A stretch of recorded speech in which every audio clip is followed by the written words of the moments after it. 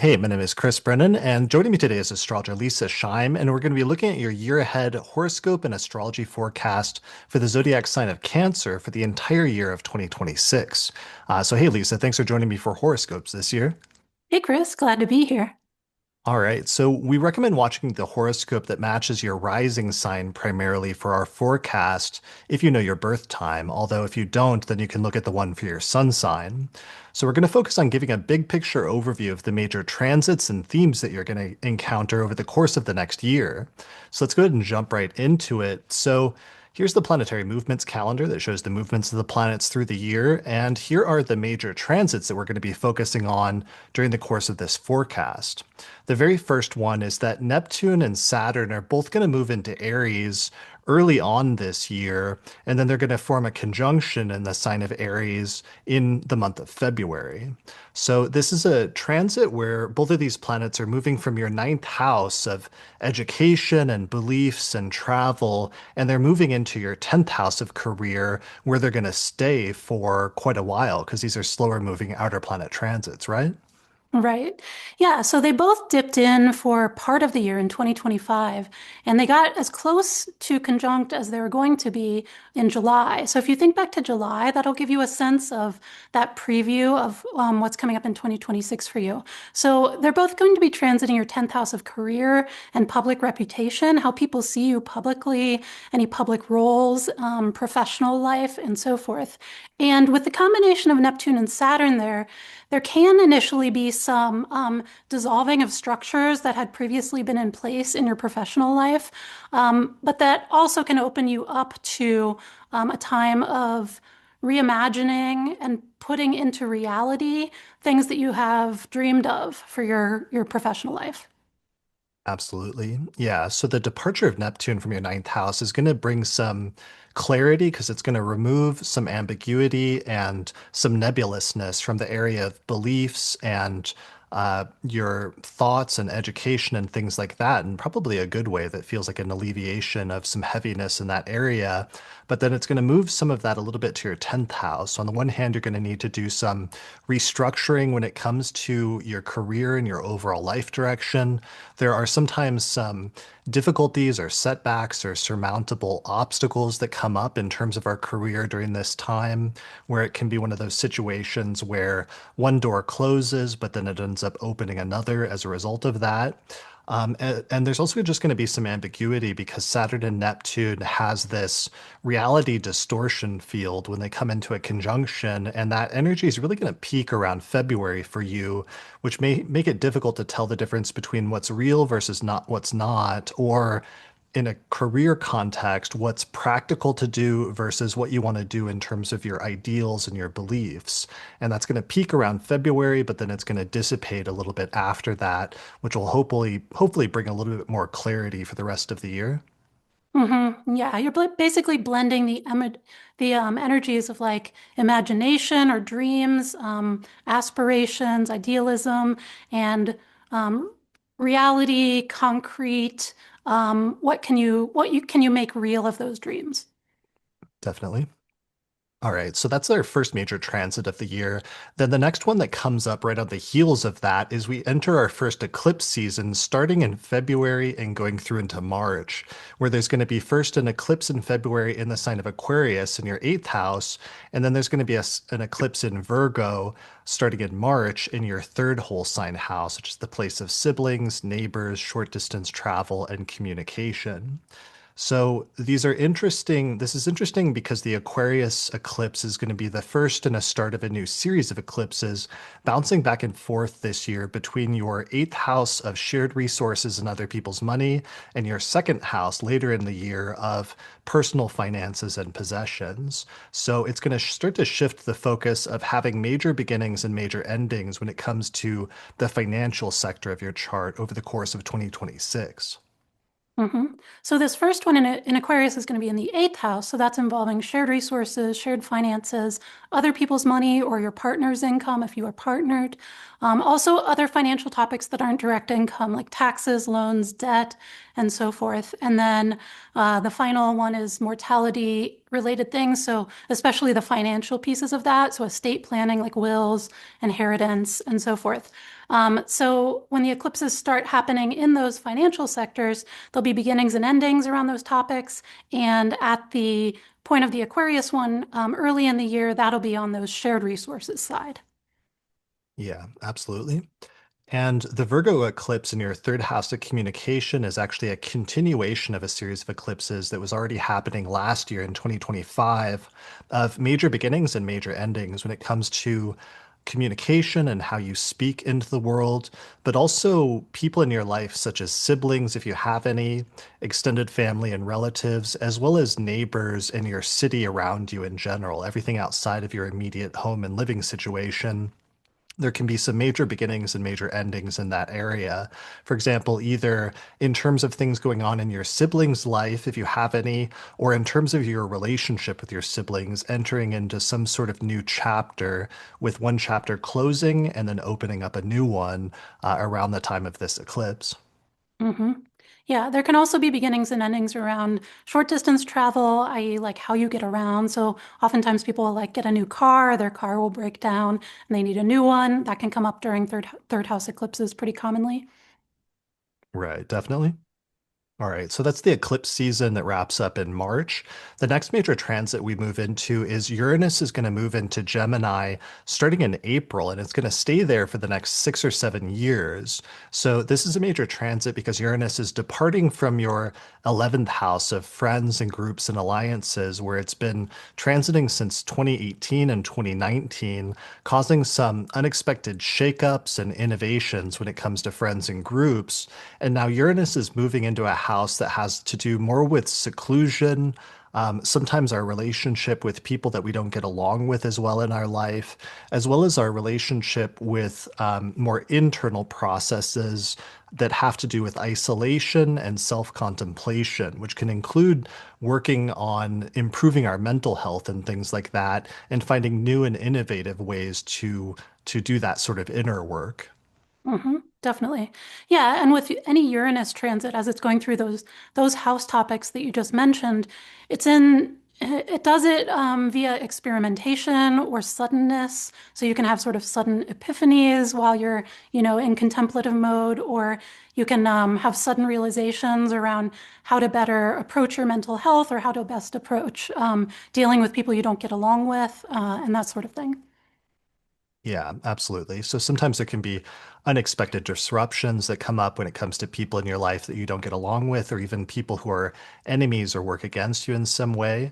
But ultimately, the purpose of the transit is to gain greater freedom and liberation when it comes to some of those people. And in some ways, that can be really positive things in terms of pushing back against the limitations of people who attempt to undermine you in different ways, including even if that can be extended in some instances to yourself, where Right. sometimes we have certain behaviors that can undermine ourselves unintentionally. And sometimes the biggest surprise you can have from a Uranus transit there can be suddenly realizing the ways in which we're limiting or undermining ourselves and figuring out new and innovative ways to change that.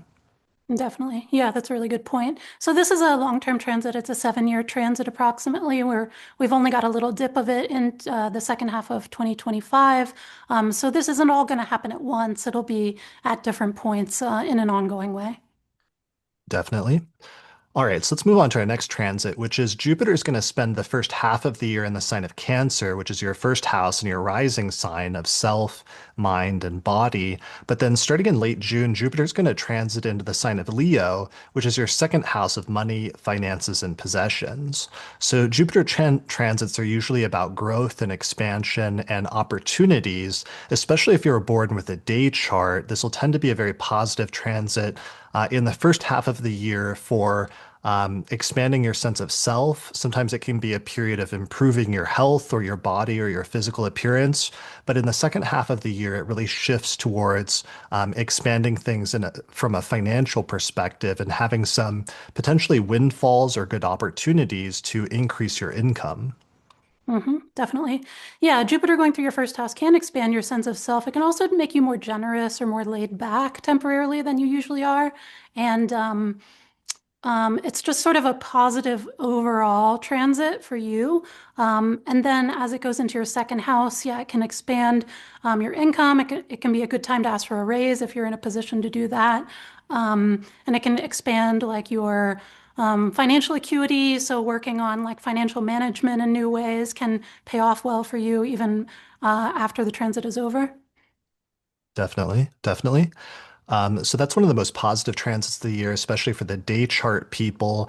And it's actually going to peak in June because there's going to be a Venus-Jupiter conjunction in the sign of Cancer in your rising sign in June that looks extremely auspicious and very positive. So we came across that transit because we actually just finished researching and released our 2026 electional astrology report, where we went through and we looked at the best dates to launch new ventures and undertakings next year using the principles of electional astrology. And we completed a full report that we just released for sale on our website if you want to learn some of those dates for accomplishing things next year.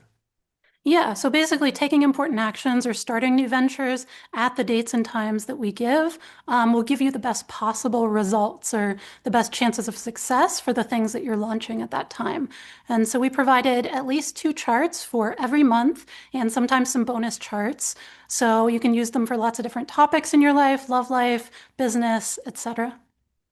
Definitely. So we give a forecast for each month that's very detailed as well. And we also tell you not just what dates to do things, but also what dates to avoid, because sometimes that's just as important when it comes to electional astrology is knowing that there's going to be like a Mercury retrograde or there's going to be a hard Mars aspect or what have you. So we have over 28 auspicious charts plus tutorials as part of our report, which includes a video, audio, and written version of the report. And you can use it for business, love life, or pretty much any major life event next year. So we're running a sale on it for the first month where it's just $49.95, but only until January. And then the regular price will go up to $65. So you can get that now at theastrologypodcast.com/2026 report. All right, so let's get into the second half of the year where our next major transit is the second eclipse season takes place in August and early September, where there's going to be an eclipse in Leo and then another eclipse in Pisces. And this is taking place in your second house of finances, again, bringing up the financial sector of the chart, as well as your ninth house of religion, beliefs, and foreign travel. Yeah, so this will be the first eclipse in Leo that we've had. So that'll bring beginnings and endings with regard to second house topics, so personal income and finances again. So it's a really nice overlap where we have Jupiter already transiting your house of those topics, bringing expansive energy compared to usual. And then this will add another little wild card of, some sort of beginning or ending with regard to either the way you make a living, that could be literally a new job. That could be a raise, that could be a new idea about how to make money down the road, any of those sorts of things. Yeah, so major beginnings and major endings for financial matters. Sometimes this can be a new chapter at work, and sometimes it could be like a disruption at work or a disruption to your income where there's something that has to end at that time, but then each ending can be an opportunity for a new beginning.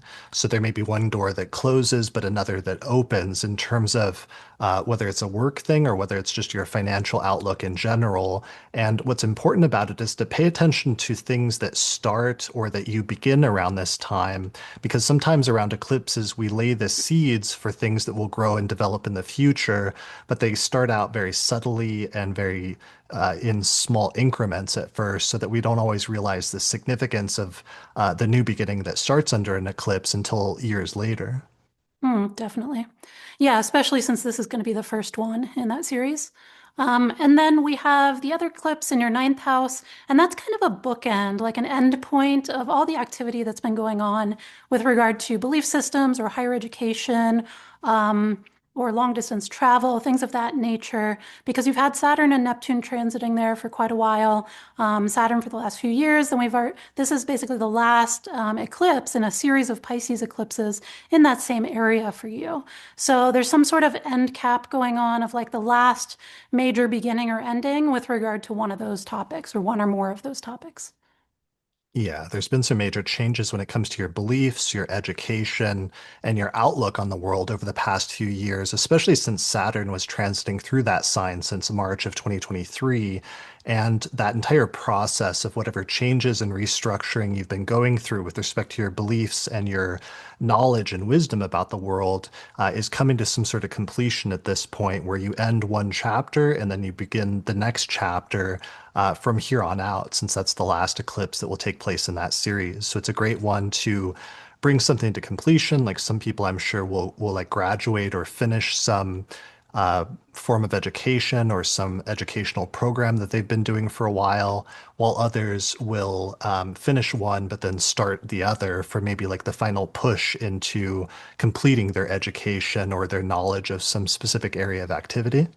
Hmm. Yeah. All right, so that's eclipse season two. The next major thing that happens is a Venus retrograde in the signs of Scorpio and Libra from October through November that's going to take place in your fifth house of children and hobbies and games, back into your fourth house of home and family and living situation and parents. So this is a significant Venus retrograde that's going to take place during this time. Hmm. So Venus retrograde can bring up people coming back into your life more than usual. It can also be just reworking your connections. And in this case, it would be things involving fifth house topics like your children, if you have children, or things involving creative pursuits or hobbies that you do, especially artistic pursuits, I would say, with Venus. And then going back into your fourth house, it's home, family, parents or ancestry, where you come from, private life. So there's some sort of reworking, especially interpersonal connections, along those two topics. Yeah, so sometimes it can be people from your past come back into the present. Since this is a Venus retrograde in your fifth house, that could be a romantic thing, like some sort of like romantic connection from the past comes back into the present, and you have a question of whether to resume having some sort of romantic connection with somebody versus whether it's just a reminder, but something that you choose not to get back together with. Sometimes because it's crossing two houses, it will connect and overlap the topic of those two houses. So it could be like a romantic person that comes back into your life from the past that you then end up living with again for a period of time during the retrograde, for example, since it's going back into your fourth house of home and living situation. In other Mm. instances, it could connect the topics of children, which is the fifth house, and parents, which is the fourth house. So maybe some sort of thing involving the relationship between your children, if you have any, and your parents, or other combinations like that. Hmm. Or children in living situations, either theirs or yours or combined. Yeah, exactly. So for the people born at night, this is going to be a more positive transit in these two areas. Whereas for people born during the day, you might see some of the more challenging things come up with this for a period of time, or just have it be notable but not that significant. But for the night chart people, I think this is going to be the most positive transit of the year. Mm, yeah. Yep.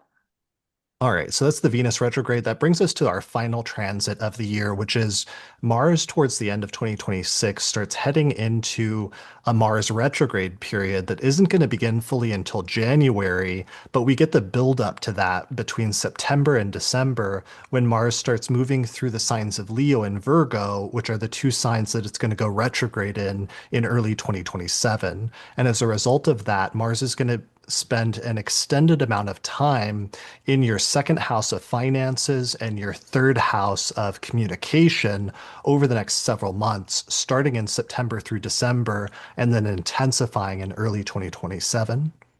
Hmm. Yeah, so there, you can see there's a lot of activity going on in your second house of personal income and finances, especially in the second half of the year. So we have the Jupiter transit, which is expansive. We have the eclipse, which is beginnings and endings. And now we have Mars getting ready to retrograde there. So it's already slowing down in the last quarter of 2026, even though it doesn't retrograde until January of 2027. But it's already slowing down. So it's already spending longer time in the area of income and personal finances and possessions, and then in the third house of siblings and extended relatives, your neighborhood or immediate, or your neighbors or immediate neighborhood, and communications. And Yeah, so there's some sort of like longer term effort you're going to be putting into those topics for some reason or another that will extend into the first half of 2027, but begins now. So you can see if you pay attention during the last quarter of the year, what's starting to come up in these areas of life for you. And those will be the areas where you're going to put a lot more effort than usual for some reason into those topics, and can be an area where you start to put effort into those topics in the last quarter of this year, and then you'll need to rework some of it, and then finish it up in 2027. Right, that makes sense. Like something that you think is finished, but then it comes back and you have to return to it early in 2027. And for some people, as you said, for especially like the night chart people, this is probably going to be more constructive and it could be something linking second house topics of finances with third house topics like siblings, like perhaps you work on a project with a sibling or a relative or a neighbor in order to that's financially related to make more money and you end up having to expend a lot of energy to that, but it ends up being a productive thing, especially for the night chart people. For the day chart people, I think there's a potential for this to be a little bit more challenging, where earlier in the year we had the really positive Jupiter transit in the second house, which is still ongoing at this point and indicating growth and positive things regarding finances. But the Mars transit brings a potential for more challenging things, which could be acting too boldly or taking risks and potentially having a setback at this time.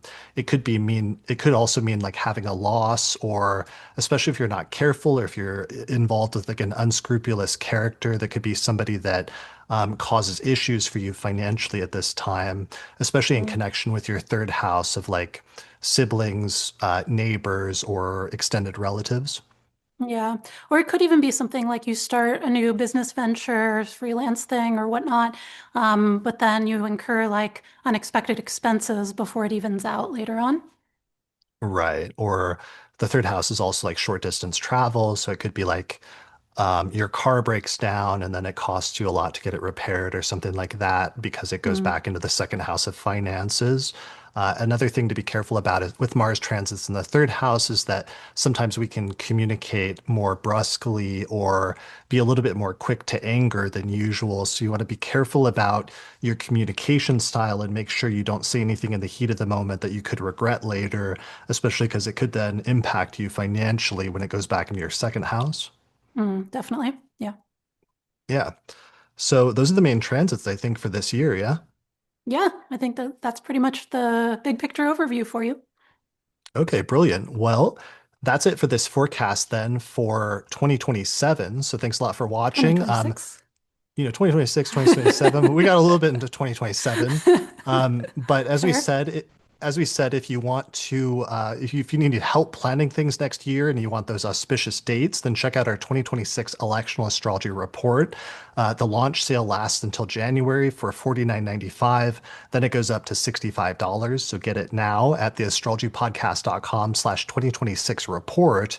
And if you'd like to learn more about our approach to astrology and how we do astrology, check out my Hellenistic astrology course for reading birth charts at theastrologyschool.com. All right, that's it. Good luck in 2026, and we'll see you again next year.